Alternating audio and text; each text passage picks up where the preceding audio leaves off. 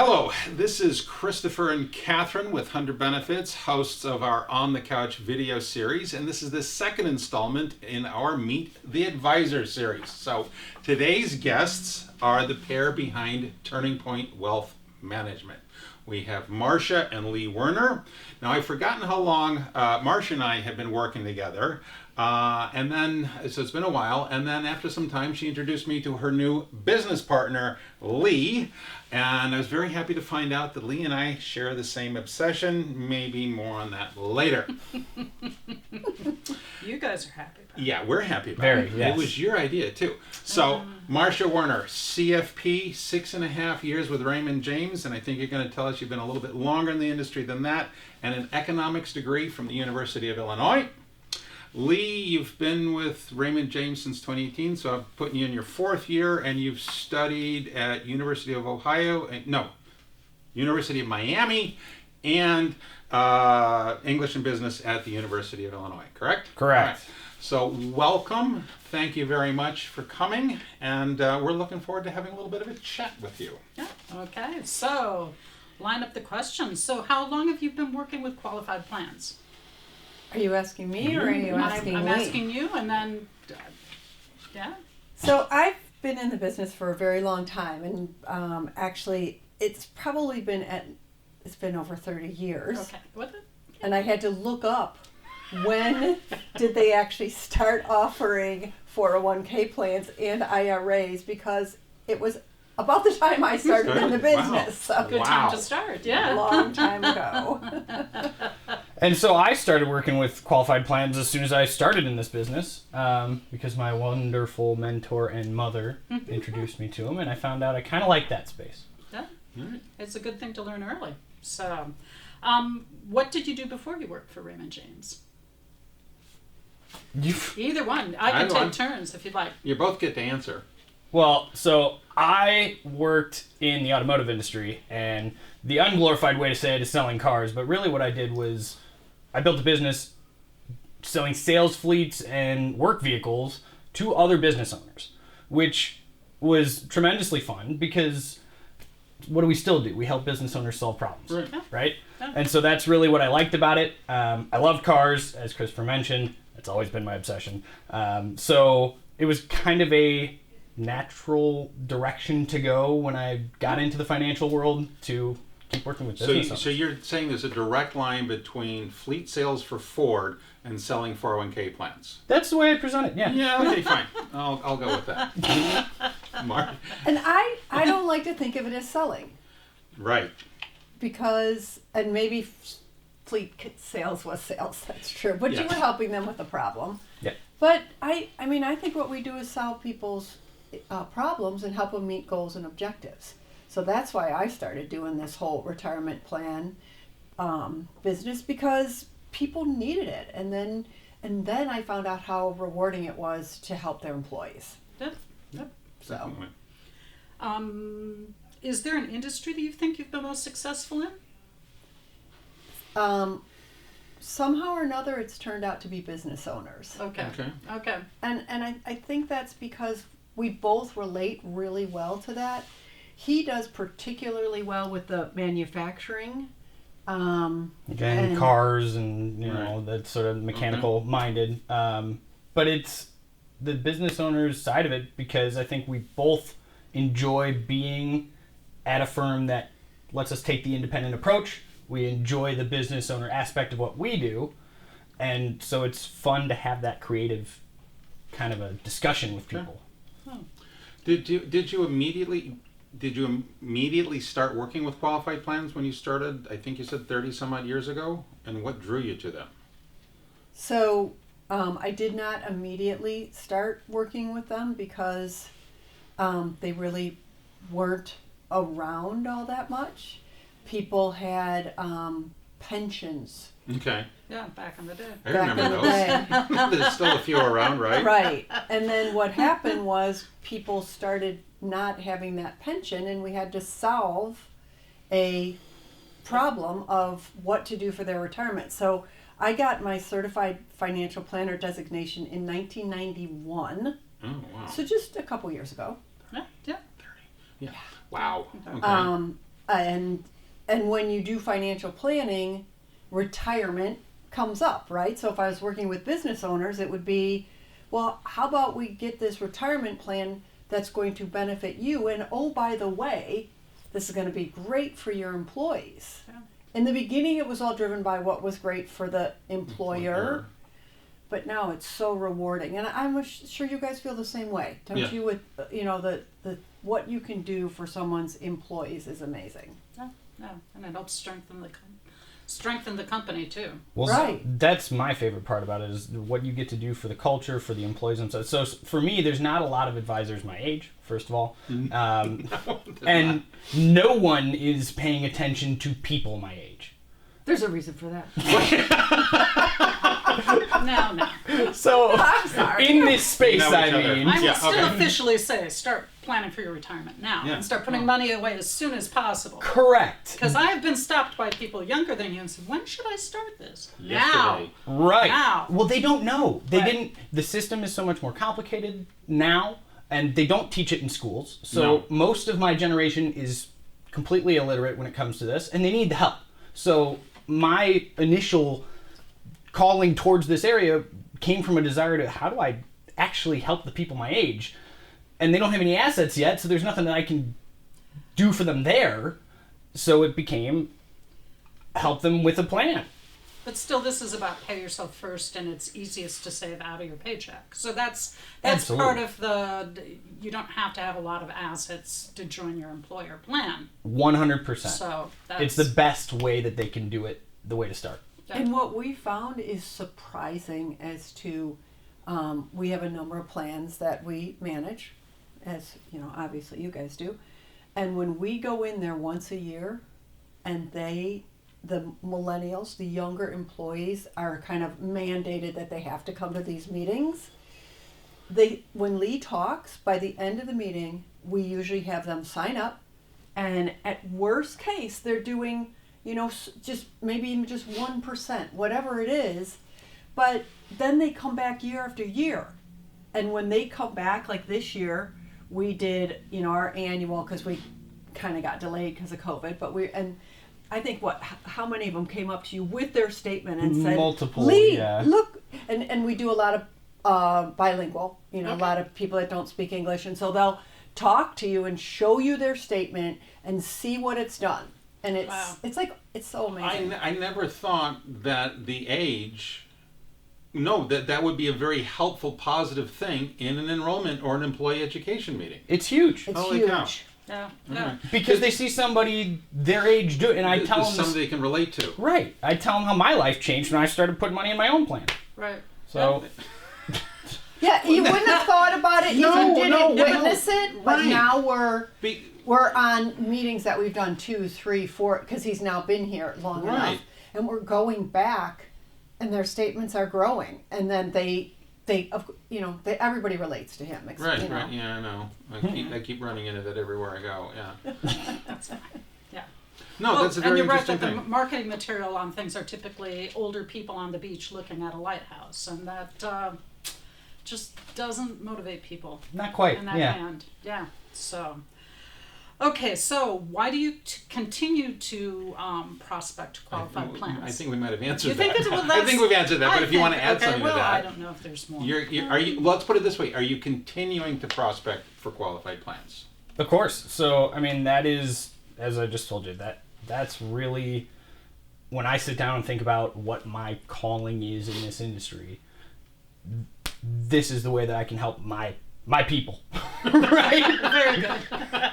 And they need the help. Yeah. Well, that is. And yeah. so I literally, when I'm feeling sluggish about, everybody has days where they don't want to do their job, right? Right. But like my thing that I go back to is nobody's helping these people. You need to do this. You know how to do it. Well, and because of what you're saying now, I mean, here in Illinois, we've got Illinois Secure Choice. So I think you need to be doubly motivated to keep people out of Illinois Secure Choice. No offense, but yes. It's this. Because that's there's going to help better- you. better options. There's definitely better options. There's Wow. better options. Yeah. I'm going to take the next one. Do you have a success story you're very proud of that you can share with us and our viewers? I would say the biggest success story is the ones where I've managed the plan for years and years and years, and see people that came in when maybe I first took over the plan, and now they're retiring. I have a couple where I work with the employees, and I work with the owners that have retired. And one in particular where I work with one of the owners who retired, and it just, finance wasn't his thing, so every month I send him a check for his income. And sometimes he calls me and he's like, that magical check just showed up.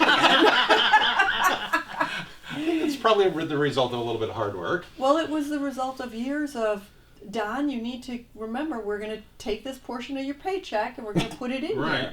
And it grew to a very large sum. So, but that's my story. I think you have a different story. Well, so we've talked about, my one favorite is when we go back to meetings, I get to see these people again, their accounts are growing. But I think the other one that we didn't touch on is kind of a weird story from plan advisor standpoint. We actually had a company close that we weren't managing their plan. Their plan was sadly pretty mismanaged.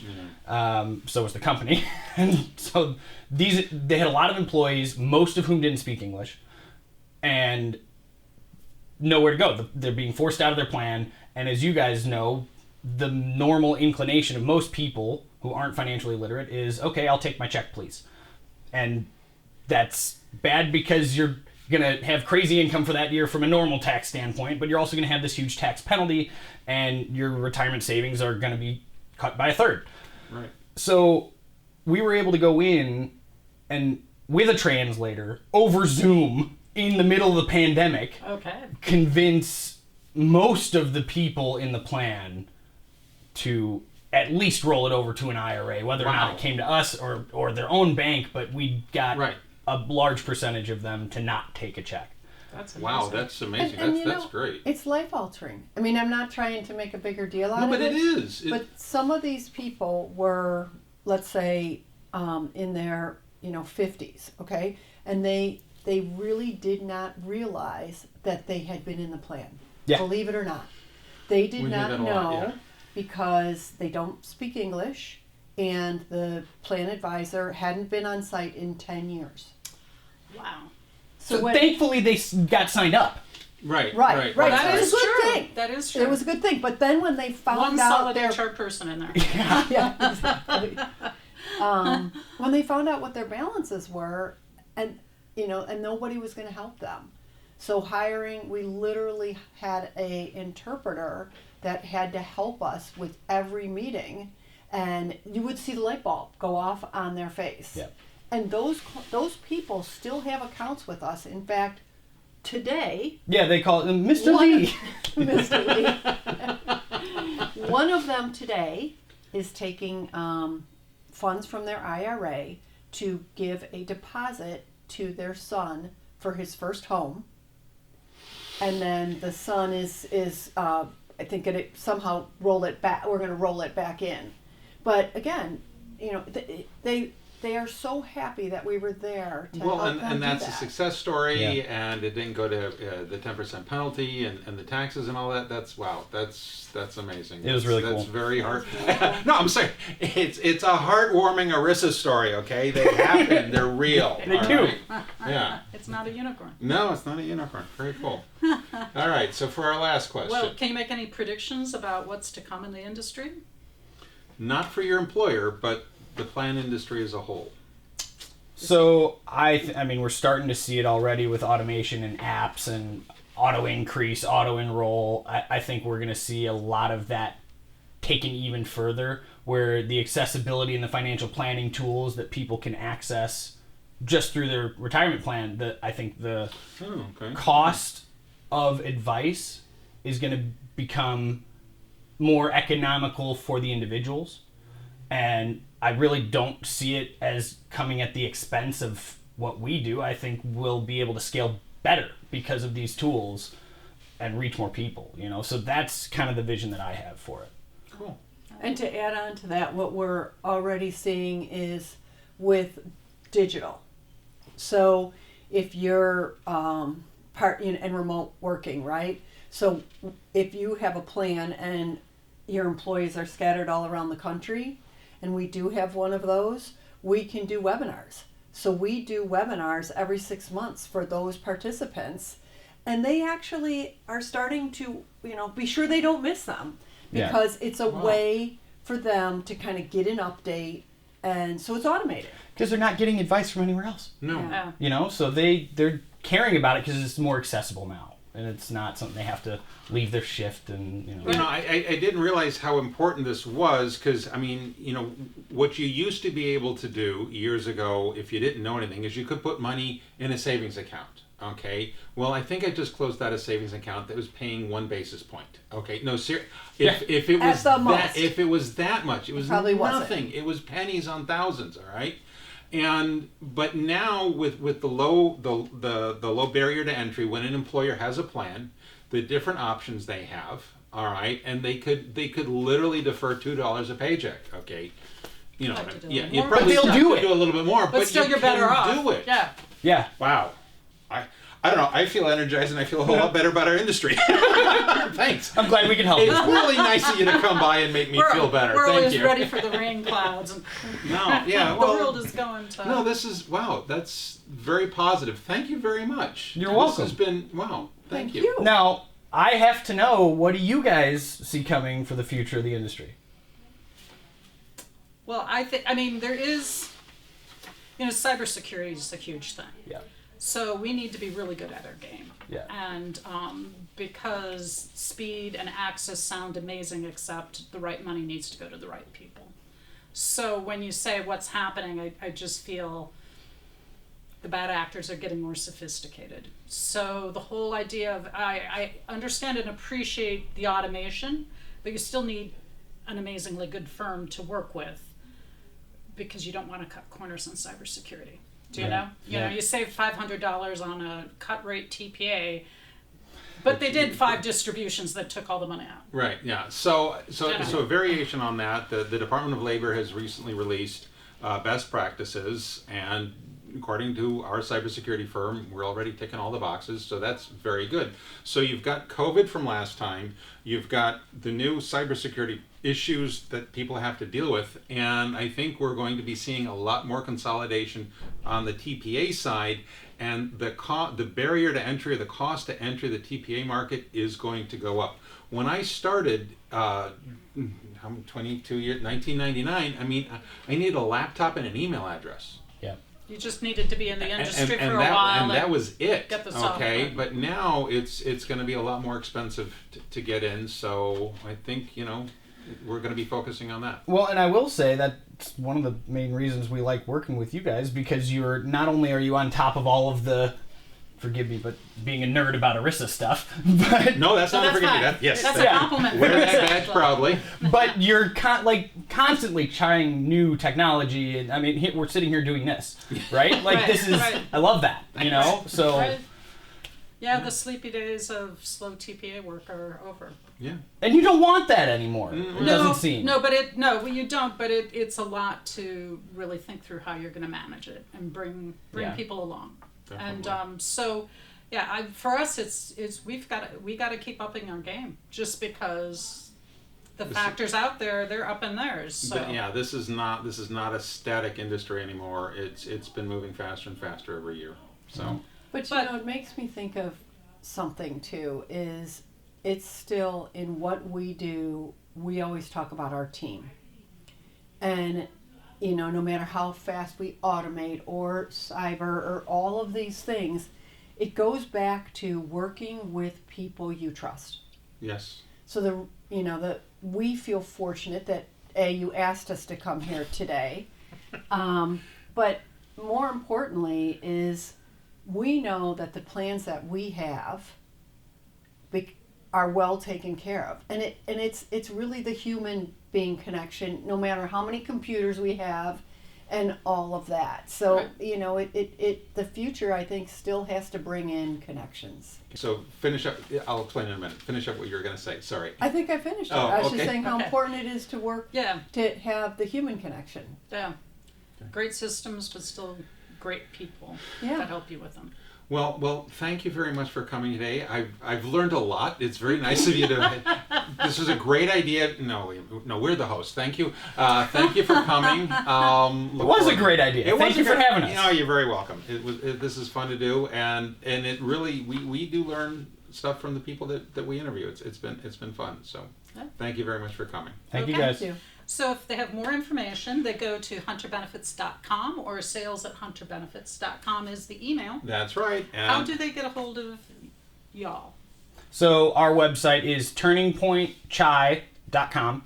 Just Turning Point Chai, the way you'd think it's spelled. And of course, we'll provide you our contact information for the descriptions. Yeah, we'll put that on the. And chai means Chicago, not Of course. like a lovely beverage. Yeah, CHI. I'm just making sure. There's some people in my generation might not know. Like, share, and all that other good stuff. So thank you very much. Thank you. Thank you.